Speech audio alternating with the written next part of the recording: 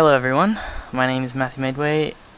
I am the storage technologist for this project, and today I'll be finishing off the project member introductions and describing the scope of the project.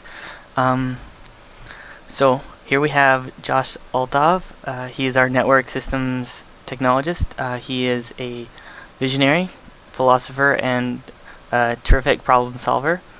He's also PMP certified and CCIE certified, and has been with this company for a total of 9 years. Josh has some pretty important tasks in this project. They include migrating the shared user data from the old server cluster to the new one, making sure that the wire management is set up for good airflow, as well as avoiding any tripping hazards.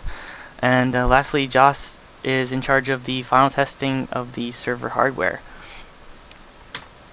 Next up, we have Bradley Snell. He's our junior network systems technologist.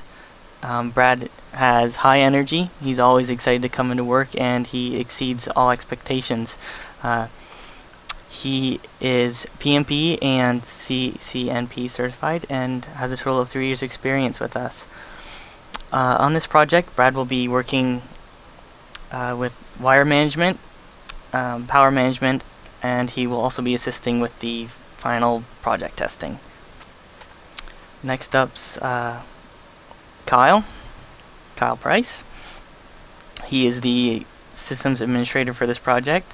Kyle's reliable, he gets work done on time, he's a great team leader, and he's very professional, and he's very confident about what he does, and he's really good at it. Kyle has both his PMP and MSCE certifications, and he's been with EITOT for a total of 3 years. On this project, he'll be doing work with the software setup, operating system configuration for the computers that will house the collections, the image collections, and he'll also be contributing to the final testing and functionality of the project. And so for the scope of the project, we have several items that need to be accomplished. They include assembling the team, gathering all the team members together, and assigning jobs and everything. Reviewing the revised estimate for hardware, software, and the services required to complete the job.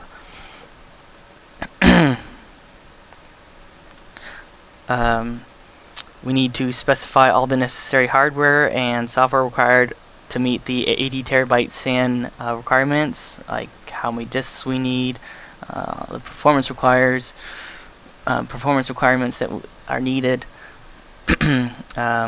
Assess the impact of integrating the SAN, which could be how much downtime there is. If there's any, one of the best time to do that would be assess the impact on backup and recovery processes, how those daily operations will be affected. We have to identify all the users affected by the changes of this new SAN. We have to then acquire all the necessary hardware and software. We have to then set up the hardware once it's received in the server room. We have to consult with the chief technology architects to make sure everything's alright. And we have to check with them about how this could change or affect our perimeter controls for security especially, and how it affect our network resources. Then we have to bring up the servers and then test them, and once they're all tested and they're capable of running our requirements, we can consolidate the images on there, transfer them over, and migrate all the user share data. And we also have to inform the end users when this is going to happen, and the help desk staff of the changes when they're being implemented, so that nothing goes down or people aren't wondering what's going on when their connections go out. And we have to change the user share locations so that people who are using the old servers are now using the new one.